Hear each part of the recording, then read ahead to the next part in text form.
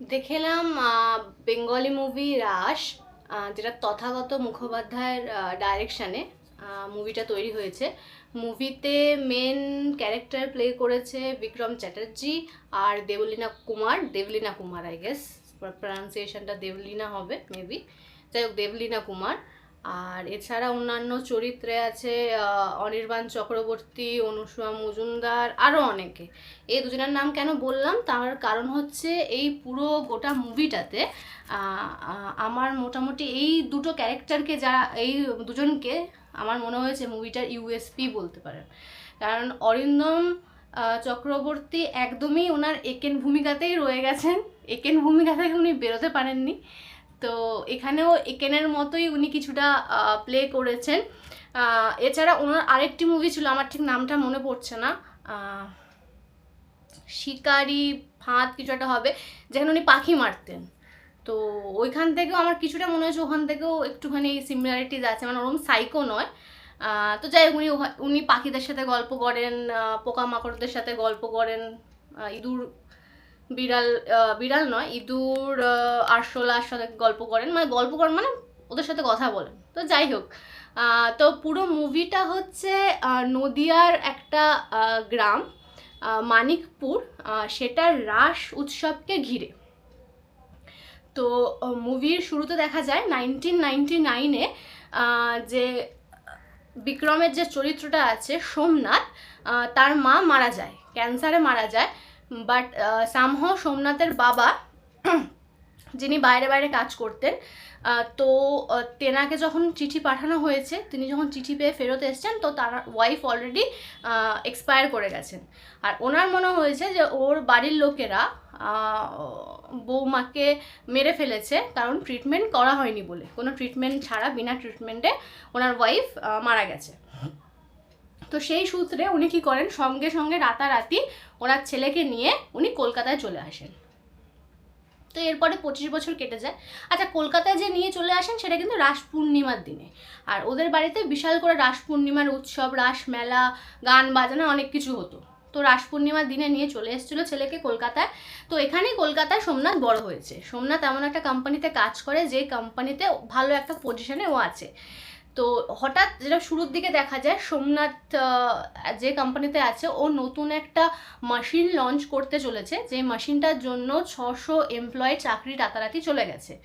ও সে ব্যাপারে একদমই খুশি নয়, ও চায় ওর বসকে বলতে, যেটা আপনি ঠিক করেন, এটা আপনি ভুল করেছেন।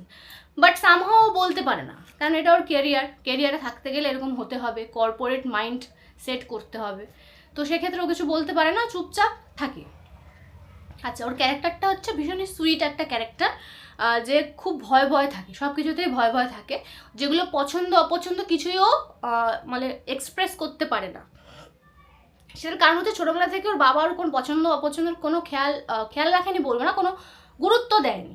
ওর বাবার মনে হয়েছে ইঞ্জিনিয়ারিং করতে হবে, ও ইঞ্জিনিয়ারিং করেছে। ওর ইচ্ছে ছিল মিউজিক শেখার, ওর বাবা ওকে ক্রিকেট একাডেমিতে ভর্তি করেছিল ক্রিকেট শেখার জন্য। তো যাই হোক, এইভাবে ও বড় হয়। তো হঠাৎ করে ওর যে মেশিনটা আসবে কোম্পানিতে, সেই মেশিনটার জন্য ওকে ভ্যাঙ্কুভারে জবের জন্য মানে শিফট করতে হয়। শিফট করার একটা প্ল্যান চলছে, ও ভ্যাঙ্কুভার যেতে চায় না, কিন্তু অফিস থেকে বারবার ওকে বলছে ভ্যাঙ্কুভার যেতে, ভ্যাঙ্কুভার গিয়ে সেটেল হতে। সেটা ওর বাবাও চায়। ওর বাবার এক বন্ধুর মেয়ে সাঁঝ, তার সাথে ওর বাবা ওর বিয়ে ঠিক করে। সেটা একবার ওকে জিজ্ঞেস করেনি তোমার পছন্দ আছে না আছে, বাবা ঠিক করেছে কারোর সঙ্গে এটা সেটেল করতে হবে, দ্যাটস ইট। এই বয়সে আর প্রেম থরি হয়? তো প্রেম হবেও। তো এভাবে হঠাৎ করে একদিন ওর বাবার আই ইনফেকশান আছে, আই ইনফেকশানের জন্য বাবা বলছে একটা আই ড্রপ আছে, সেই আই ড্রপটা যদি খুঁজে পায় তাহলে আই ড্রপটা দিলে ইনফেকশানটা কিছুটা রিলিফ হবে। তো সেই আই ড্রপটা ও খোঁজে আর কি, ঘরে সব কিছু ঘেটে আই ড্রপটা খুঁজতে যায়। দুজনের সংসার, বাবা ছেলে দুজনেই থাকে, ছেলেও রান্না করে বাবাও রান্না করে, বাবা ছেলের সংসার যেরম হয়। তো হঠাৎ একদিন ওই আই ড্রপটা খুঁজতে গিয়ে ওর বাবার আলমারি থেকে ওর ঠাকুমার কিছু চিঠি পায়, যেই চিঠিতে ও ঠাকুমা লিখে গেছে যে তুই আমাকে ভুল বুঝেছিস, আমাদের বাড়িটা এখনও খালি খালি লাগে, তুই আমি জানি না তুই আমার কথা শুনবি কি না, তবে আমার বিশ্বাস আছে তুই ঠিক একদিন ফিরে আসবি। তো ঠাকুমার ওই কথাগুলো শুনে ওর খুব একটা ইমোশনাল ফিল হয়। ও কী করে, ওর বাবাকে মিথ্যা কথা বলে, যে আমি কাজের জন্য বাইরে যাচ্ছি বলে মিথ্যা কথা বলে চলে যায় গ্রামে। যথারীতি শহরের ছেলে গ্রামে পৌঁছায়, ভীষণভাবে ওর অসুবিধা হয়, ওর হোয়াইট স্নিকার্স গোবরের মধ্যে লেগে যায়, ও পানা পুকুরে পড়ে যায়। তো তারপর ওখানে গিয়ে দেখা হয় ওর ছোটোবেলাকার বন্ধু রাইয়ের সাথে। তো রাই অলরেডি একটা ছেলের সাথে রিলেশনশিপে ছিল, বাট রাই কিন্তু প্রচণ্ড স্টুডিয়াস, মানে প্রচণ্ড শিক্ষিতা একজন মহিলা।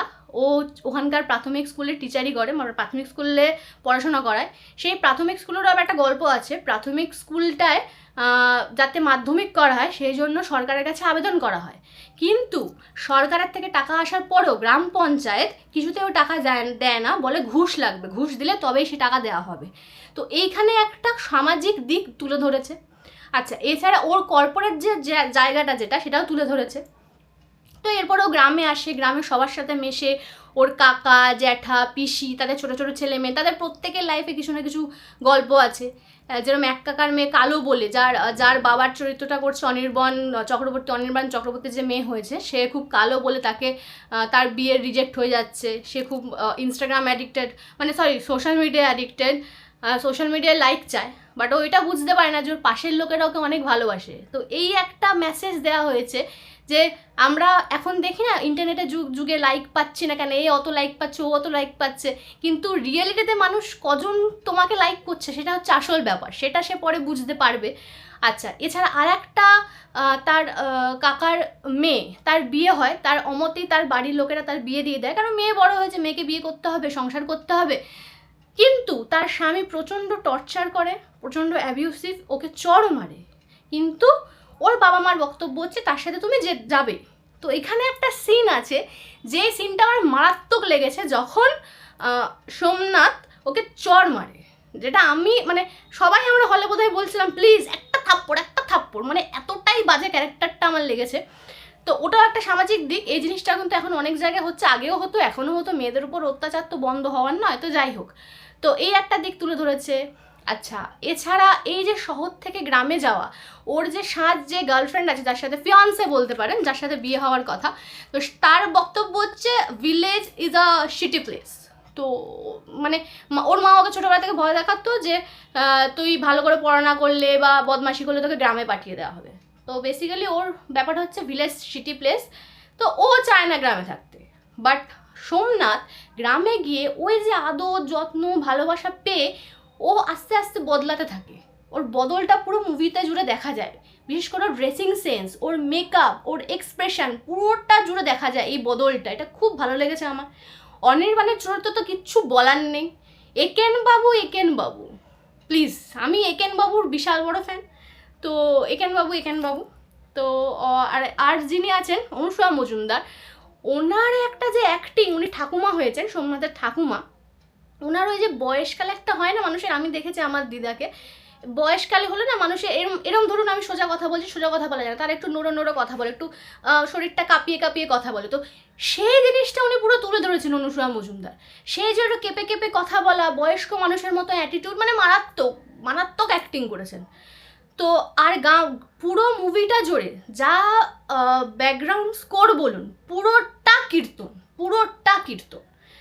কীর্তন মানেই কীর্তন, একদম যেটা বাংলার সোল বলতে পারেন সেই কীর্তন। সেটাকে ভীষণভাবে সুন্দরভাবে ইউজ করেছে, রবীন্দ্রসঙ্গীত সুন্দরভাবে ইউজ করেছে, মিউজিক দুর্দান্ত। মানে একটা কীর্তন আছে একদম মুভির শুরুর দিকে হবে, যখন রাই আর সোমনাথের দেখা হবে, দারুণ ওই গানটা দারুণ, আমার মনে একদম দাগ কেটে গেছে।